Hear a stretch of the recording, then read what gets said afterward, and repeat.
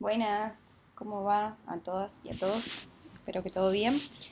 Bueno, les hago este videito para contarles un poco cómo tienen que prepararse para la clase que viene, ya sea que vayan a cursar presencial o que les toque cursar y estar de manera virtual. Bueno, situándonos en dónde vamos en la materia, estamos trabajando en lo que es su trabajo práctico áulico número uno, que tiene que ver con el rediseño de sus tapas de disco favoritas. Como recuerdan, les conté algunas de las historias detrás de algunas tapas de disco que me parece que están muy buenas. Les conté sobre esta tapa de Leiva y cómo tenía que ver con el pensamiento analítico. Les conté sobre esta etapa de Spinetta y cómo tiene que ver muchísimo con el pensamiento antitético lateral, sobre esta de Sabina y Páez y cómo tiene que ver con las analogías. Y les mostré esta etapa de los Beatles que tiene que ver más con lo aleatorio. Bien. Entonces, repasando, sabíamos que las ideas nacen de manera analítica, analizando y sintetizando elementos, de manera analógica, que quiere decir cuando hay acercamiento de conceptos o continuidad de conceptos, semejanzas. También cuando se cuestionan los supuestos desde los que partimos y ahí hay una antítesis o un pensamiento lateral, o cuando hay una combinación azarosa de esos elementos y ahí es cuando hay un pensamiento aleatorio. Básicamente cada uno de los módulos de esta materia se basa en uno de esos pensamientos. Ahora estamos viendo pensamiento analítico, ¿bien? Que son conceptos, como decíamos, que se sintetizan en su mínima expresión, ¿no? Los elementos se diferencian para luego superponerlos o integrarlos. Por eso yo les decía que Leiva había encontrado, este artista y todo el grupo de Boa Mistura que diseñó este disco, habían dividido, digamos, todo su proceso creativo y todo su gran producto de su disco en un montón de partes e identificaron cosas de distintas maneras. Por ejemplo, en este caso, que lo fundamental de este concepto, de este disco, era que partía del núcleo, eso dijo la artista, que era como básicamente la expresión máxima de su corazón, algo que salía de adentro. Y si bien hay una analogía muy presente, ese tipo de pensamiento de ver el todo y seleccionar y sintetizar en la mínima expresión ese gran concepto tiene que ver con el pensamiento analítico. Ahora vamos a ver, voy a avanzar todo esto, cómo seguimos con ese tipo de pensamiento. Lo que les pedí era que pensaran en su tapa de disco favorita y que identificaran qué vía fundamental o tipo de pensamiento predomina en ella. Para que estemos todos al tanto y para que tanto quienes forman parte de una y otra burbuja vean también las tapas de disco y los procesos de los demás, les voy a pedir que hagan clic en el link de la bio de nuestro Instagram de Creatividad Posta y ahí les van a entrar a un Padlet, bien, donde pueden poner su tapa de disco y también pueden poner allí qué tipo de pensamiento eh, identifican en esa tapa de disco. No hace falta que pongan el porqué, simplemente vayan cargando esos datos ahí. ¿Qué más? Bueno, como todo proceso creativo comienza, toda esta parte ya lo vieron todos, pero estoy haciendo un repaso. Siempre que comienza un proceso creativo, partimos a través de un problema. El problema era diseñar la tapa de nuestro disco preferido. Y como siempre vemos, es importante redefinir ese problema y ver cómo podemos observarlo desde una perspectiva diferente. Yo siempre digo que un problema está bien redefinido cuando nos inspira a crear. Entonces yo les traigo un par de redefiniciones posibles. Ustedes luego elegirán la que quieran o redactarán su propia redefinición del problema. Una redefinición posible puede ser que sea tan genial que tu artista o artista, sí, que tu artista preferido o preferida la apruebe, ¿no? Esa me parece una redefinición copada porque ustedes tienen que trabajar pensando que del otro lado va a estar su artista preferido o preferida y que tiene que aprobar esa etapa. Ahora vamos a ver una técnica que nos va a tratar de acercar un poco a esta línea de pensamiento y cómo podemos hacer para tratar de identificar si eso pasaría, ¿no?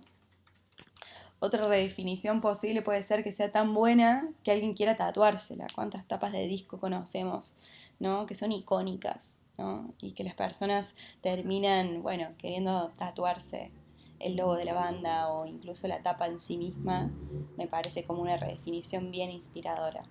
Y si no, una redefinición más clásica, pero que también sirve, es que representa el disco perfectamente.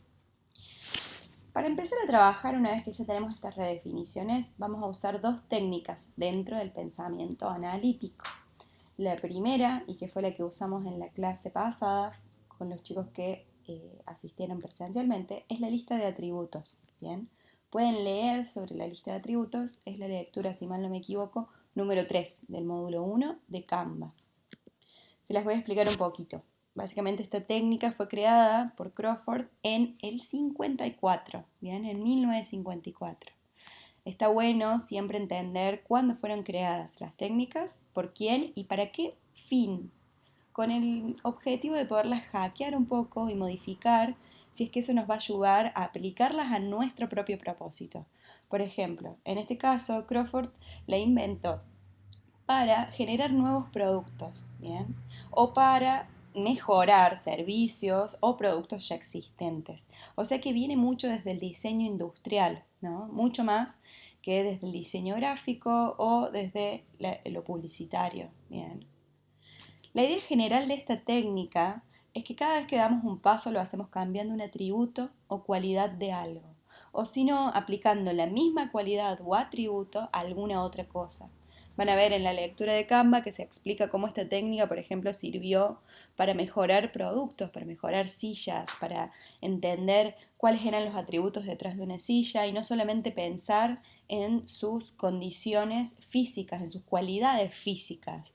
Una silla no es simplemente un lugar en donde sentarse con patas, ¿no? Una silla es más que eso. Tiene que ser un lugar en donde estar cómodo, un lugar en donde poder descansar, un lugar que nos sirva para estar a la altura, por ejemplo, de una mesa. Y con todos esos atributos en mente, de repente la forma que tenga o cómo termine siendo esa silla se aleja mucho de ese concepto inicial que pensábamos solamente en condiciones físicas, en cualidades físicas de un producto.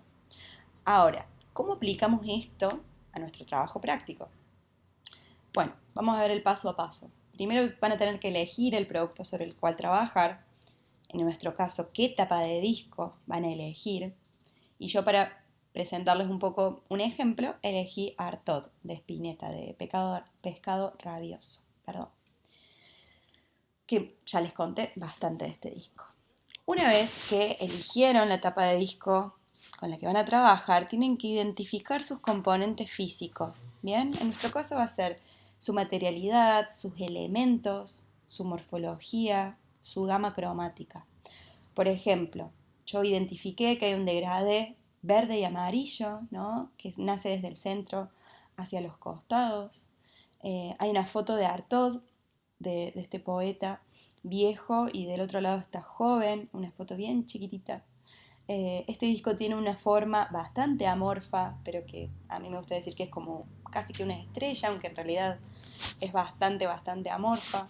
Y esas son más o menos las características que identifiqué. Después tengo que describir las funciones de cada uno de estos elementos, pero en términos de atributos. Por ejemplo, el degradé verde y amarillo para mí cumple la función de representar como una explosión o como una luminosidad, ¿no? Algo que nace desde el centro. Eh, es como, me parece que trata de sintetizar un poco esa idea.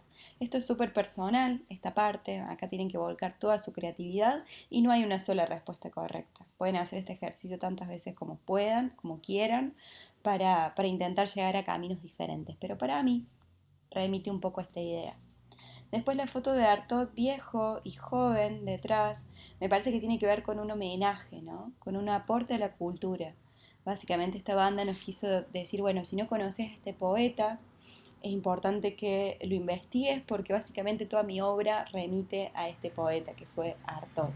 Entonces tiene que ver con eso, con un homenaje, con un aporte a la cultura.